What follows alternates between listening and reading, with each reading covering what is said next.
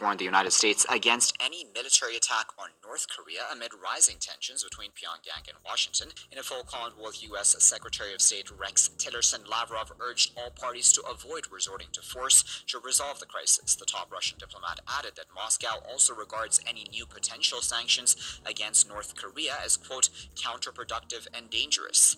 Both Lavrov and Tillerson denounced Pyongyang's firing of a missile over Japan as a gross violation of UN resolutions. Meanwhile, China has criticized what it calls the U.S. push for further sanctions against North Korea, saying Washington's policy overlooks the need for dialogue.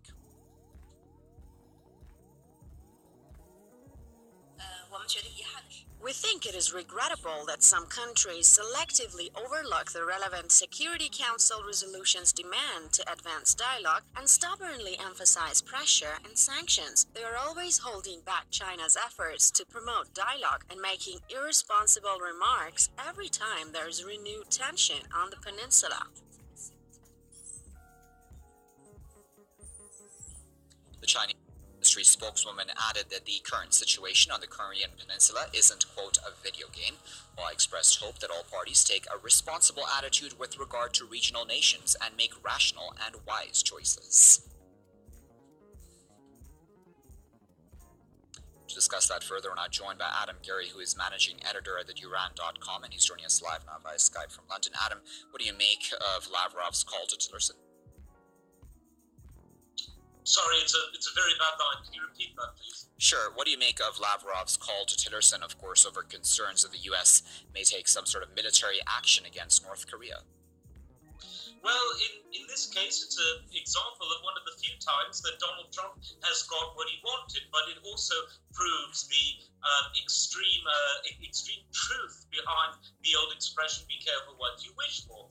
Donald Trump said early on when he was shoving North Korea with the proverbial big stick, to quote Teddy Roosevelt, that China should get involved, that it's somehow a Chinese problem, a uniquely Chinese responsibility.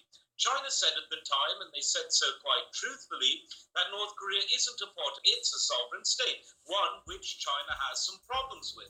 Since then, Russia and China have co-authored a joint peace plan for the region known as the Double Freeze, which would require both sides to cease their missile launches. That includes not only the North Korean side, but also the US. It also calls for South Korea to cease its provocative military drills in the region in coordination with the US and occasionally Japan, and it calls for the end of shipments of the THAAD missile systems to the region.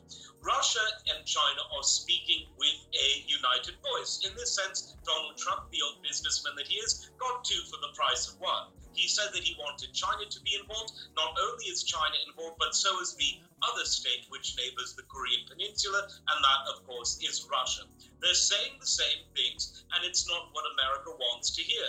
America wants to hear people goad on its boisterous military tactics, which are pushing the world very close to nuclear war, but China and Russia are not doing that, and the people of South Korea are not doing that either. In fact, they're coming out in the streets in their hundreds, in some cases in their thousands, and they're protesting these THAAD missile systems, they're protesting the militarization of their region, they're protesting the idea that the United States could drag their country back into a war which a ceasefire paused in 1953.